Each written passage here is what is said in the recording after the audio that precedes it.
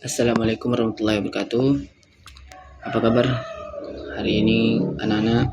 Semoga diberi kesehatan dan diberi kebahagiaan serta dilindungi. Semoga diberi perlindungan oleh Allah Subhanahu wa taala. Nah, alhamdulillahirabbil alamin. Segala puji atas kehadiran Allah, atas rahmat dan karunia-Nya, karena Allah sudah mengizinkan kita untuk hadir pada pembelajaran pada hari ini. Nah, selanjutnya kita akan membahas yaitu materi selanjutnya, yaitu materi iman kepada kitab-kitab Allah. Nah, pada pengertiannya itu secara bahasa iman berarti iman berarti kepercayaan atau keyakinan. Nah, dan kitab itu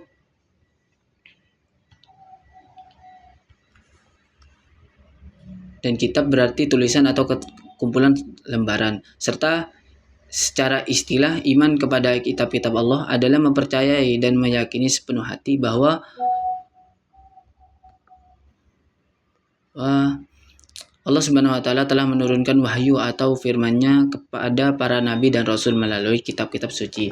Wahyu ini berisi petunjuk, hidayah, perintah, larangan, kabar gembira dan ancaman yang menjadi pedoman hidup bagi umat manusia. Kitab-kitab ini merupakan kalamullah yang bersifat benar, suci, dan mutlak dari kesalahan serta wajib diamalkan isinya. Nah, ada 4. Nah, yang dimana tuh ada 4. Yang dimana ada 4 kitab yang kita wajib. Ada kitab 4 utama yang wajib kita imani. Yang pertama ada Zabur. Yang pertama ada Taurat, Zabur, Injil, dan Al-Quran. Nah, kita pergi kepada kitab Tauratnya. Nah, kitab Taurat itu diturunkan kepada Nabi Musa di Gunung Sinai. Diperuntukkan bagi Bani Israel. Isi pokoknya itu dalam kitab tersebut ialah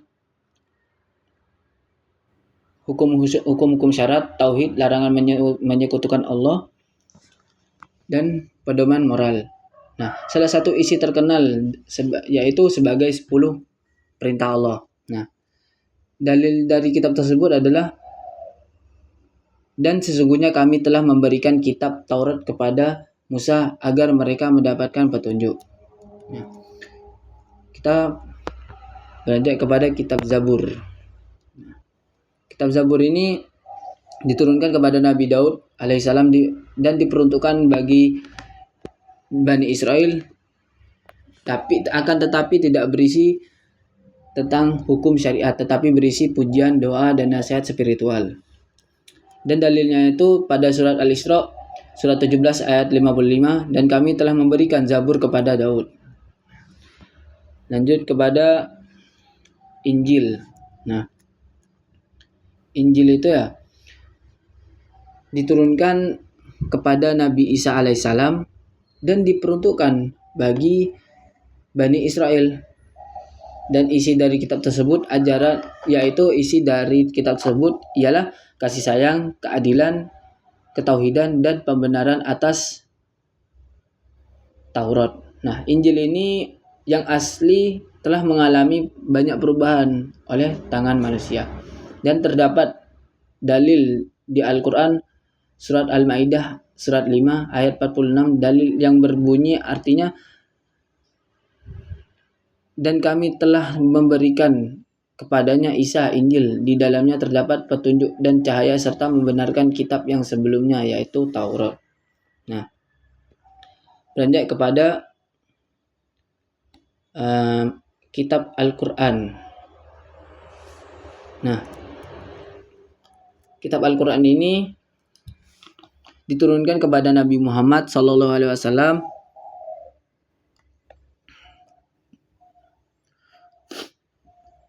dan diturunkan secara berangsur-angsur selama 23 tahun di Mekah dan di Madinah.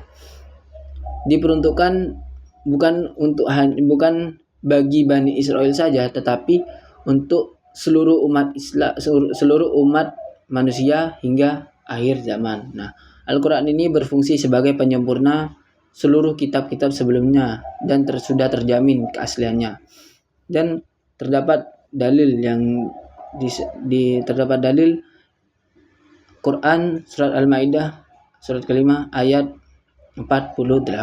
Nah, yang artinya, dan kami turunkan kepadamu Al-Quran dengan membawa kebenaran, membenarkan kitab-kitab yang sebelumnya dan sebagai batu ujian terhadap kitab tersebut. Nah, langsung kepada fungsinya. Fungsi dari kitab-kitab tersebut yaitu yang pertama kitab Taurat. Nah, yang kitab Taurat ini pertama ada 3 fungsi, yaitu yang pertama sebagai petunjuk dan pedoman hidup bagi Bani Israel.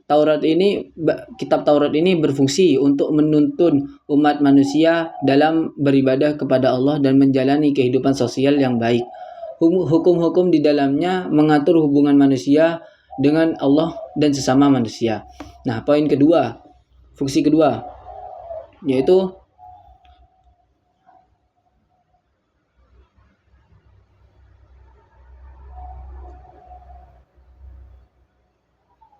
sebagai pedoman hidup untuk menjalankan perintah Allah, memberikan petunjuk dan peringatan agar manusia tidak menyimpang dari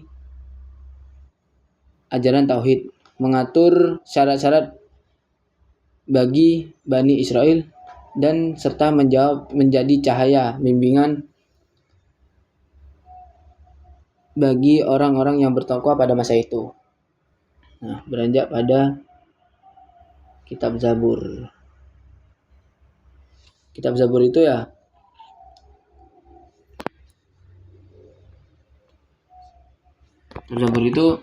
kalau di PPT saya mohon maaf ada kesalahan.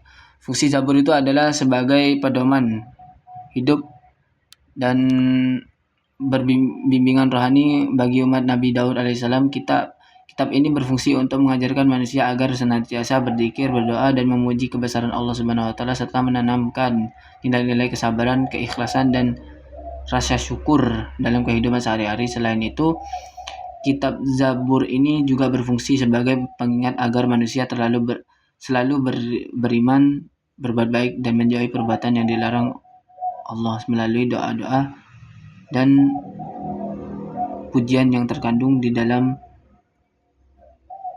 kitab Zabur dan menjadi sumber ketenangan dan kedamaian hati serta mengajarkan umat manusia untuk selalu mendekatkan diri kepada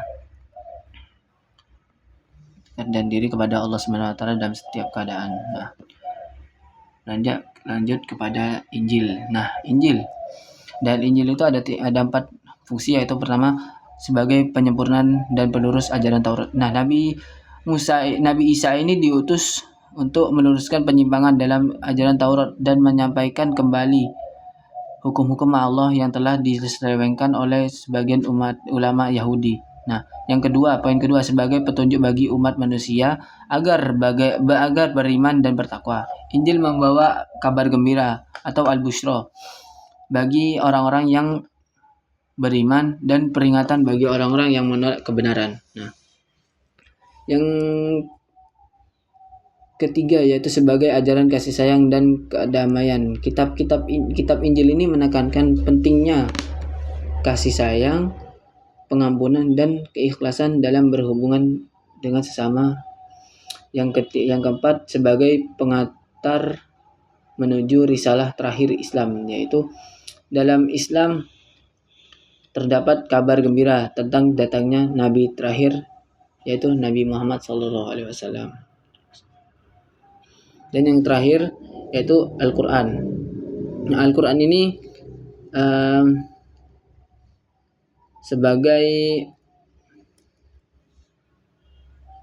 yang pertama, ada poin pertama yaitu sebagai petunjuk hidup bagi seluruh manusia. Al-Quran ini berisi pedoman yang menyeluruh, mencakup akidah, ibadah, hukum, moral, dan sosial. Nah, yang poin kedua, sebagai penyempurnaan dan pembenar kitab-kitab sebelumnya. Allah berfirman pada surat Al-Maidah surat kelima ayat 48, dan kami telah menurunkan kepadamu Muhammad Al-Quran dengan membawa kebenaran dan membenarkan kitab-kitab yang sebelumnya.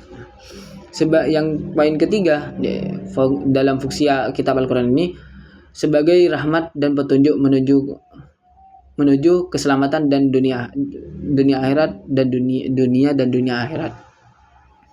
Di dunia dan dunia akhirat. Nah, Al-Quran ini mengandung nilai-nilai keadilan, kemanusiaan, dan kasih sayang untuk seluruh umat. Poin keempat, sebagai mukjizat dan bukti kerasulan Nabi Muhammad SAW. Keindahan dari kitab Al-Quran ini yaitu dari bahasa, isi, kebenaran ilmiahnya menjadi bukti bahwa Al-Quran adalah firman Allah, bukan ciptaan dari manusia. Nah, yang terakhir yaitu sumber ilmu pengetahuan banyak. Nah, di kitab Al-Quran ini banyak ayat-ayat Al-Quran yang menginspirasikan perkembangan sains, teknologi, dan peradaban manusia. Nah, melanjutkan pada tahap tersebut. Nah, di sini ada sebuah link permainan yang dimana itu media saya ini bisa dibilang berfungsi untuk mencoba ingatan siswa apakah dalam penerangan materi sebelumnya itu apakah paham. Jadi saya membuat kuis dari PowerPoint dengan cara seperti memberi pertanyaan dan jawabannya benar atau tidak. Seperti ini contohnya. Apakah kitab Taurat diturunkan kepada Nabi Musa di Gunung Sinai? Apakah benar atau tidak? Kalau kita jawab benar, jadi hasilnya kayak gini, dan tampilan jawabannya seperti ini. Nah, gitu. Jadi media saya seperti itu. Nah, mungkin cukup dari sini. Akhir kalam, mohon maaf apabila ada kesalahan kata atau kesalahan teknis, mohon dimaafkan. Saya tutup pada penerangan hari ini. Assalamualaikum warahmatullahi wabarakatuh.